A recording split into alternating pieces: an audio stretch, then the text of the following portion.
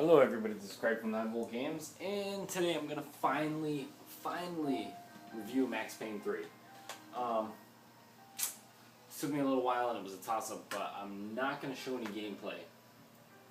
Simply because I don't want to ruin anything for you, and mainly the only reason that you play Max Payne 3 is for the dialogue, the delivery of the dialogue, and the story, and the character development.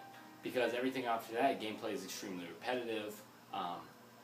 It's just, a lot of bullet time, shootouts, blah, blah, blah. But they're intense, so don't get me wrong. I do like the shootouts and the firefights in Max Payne. But that is the entire game.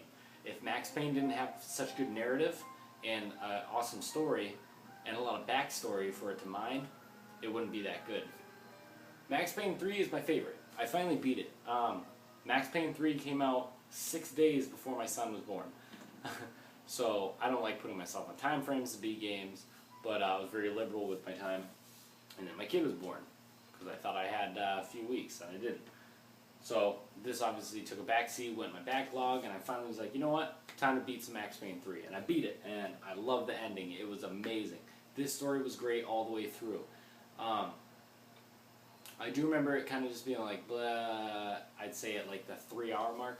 And then when you get to the hotel, it was just amazing. I mean, everything that you did before comes together and makes the first part of it that was boring, or any part of it whatsoever that you're kind of just like, let's get through this, makes it totally worth it. And then you're like, oh, that's why this person played a part. And I liked the whole thing with Serrano. For those of you who beat it, the whole thing with Serrano came full circle. I like that. And then obviously the scene, you guys might be surprised, but the scene in the beginning is actually the scene that's at the end of the game. Obviously, you know that. You're given a choice at that point. I actually got the achievement. So those of you who beat it and you know what I'm talking about, say good for you, Craig. But I love it, man. I love they have the same voice actor for Max. The graphics are amazing, and I know I'm always saying that graphics don't make a game, or doesn't necessarily make a game good, because there's a lot of good graphic games out there I think are garbage. However, when you're trying to sell emotion or dialogue, atmosphere, blah blah blah, graphics go a long way. So selling the fact that he's in like a dirt poor area in Brazil, and you want to make it look like ghettos and blah blah blah. And no, I don't mean ghetto like a rapper means ghetto. I mean ghetto from what it really means, by the way. Like rundown areas.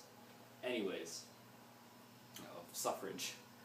They did a really good job doing Sao Paulo here. And then the scenes where you're back in Jersey, that was amazing too. I like that. So there's a nice mix-up of environments in the game, so you're not just, in this sad, depressing area in Brazil, but then you're also going back to sad, depressing New Jersey, because New Jersey is depressing. I'm sorry, fans from New Jersey. I don't like New Jersey. It stinks.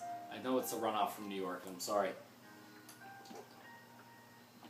It's something in the air of New Jersey. It smells Hoboken. But yeah, I do like the change up in environments. Every time you complete a certain part in Brazil, you unlock a flashback with Passos, and then obviously the flashback from when you first get to Brazil with Passos was my favorite flashback of all of them. I thought I was going to like all the New York ones the best. I mean, the New Jersey one's the best. But the first flashback, the fucking Grace. Jesus. Try to eat that. The first point where Max was in Brazil was my favorite part of this game. Obviously, like I said, the hotel was like, it was an awesome part. The basement of the hotel. Yeah. You know what I'm talking about if you beat the game. But that very first flashback where Max is on a boat, he's still got his hair, he's drinking, everybody around him's having a good time, and then obviously it was just classic Max Payne.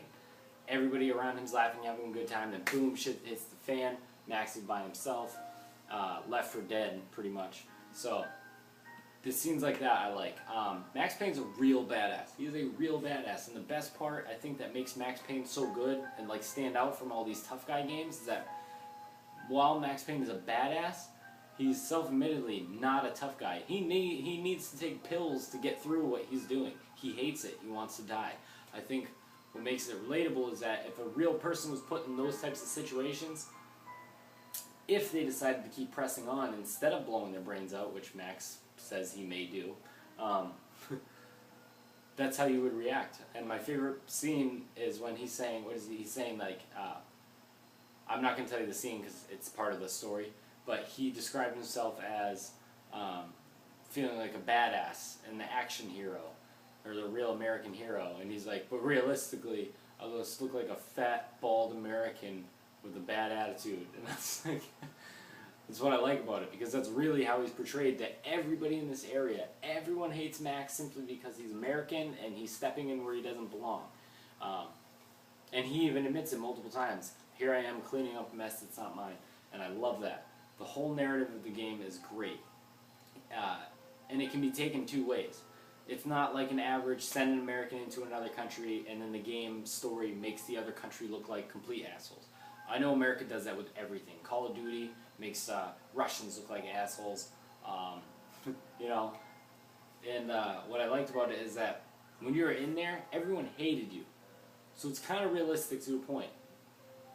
I know other countries hate us, so I like that. I like that Max would even say that. That was like the whole climate. He'd be like, I'm fucking hated here. Everyone hates me because I'm American. And I love that, because you get to a certain point in the game and someone even calls you out on it. They're like, you came to help people, but are you really helping people?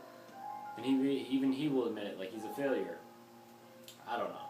It's just so much like underlying political shit within this game that's about one thing, but if you break it down, Max Payne's about multiple things. There's definitely a lot of political shit in here, and I like that. A lot of moral stuff, and a lot of nationalist stuff that's hidden in this game, and if you pay attention to the narrative, you'll catch it. I don't know, man. I just like the whole cop on the edge thing, and I feel like when movies do cop on the edge, it's overdone.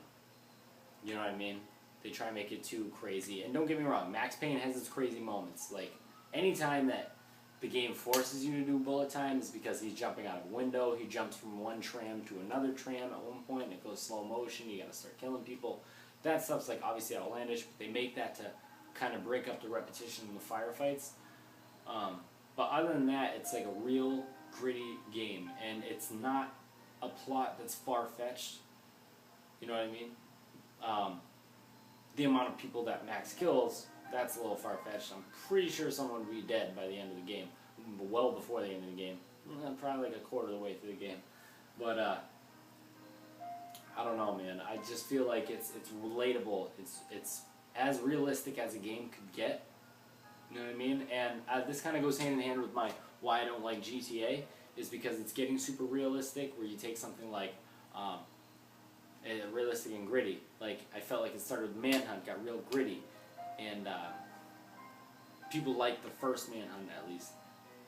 So they started to do a trend from there on, where shit started to get like real dark, gritty, but realistic at the same time. And I don't like it in GTA, but I like it in games like this. I like it in Red Dead Redemption, I like it in Manhunt, and I like it in LA Noire, everything. Like, if Rockstar just makes games like that, I will be so happy, and I cannot wait for Max Payne 4.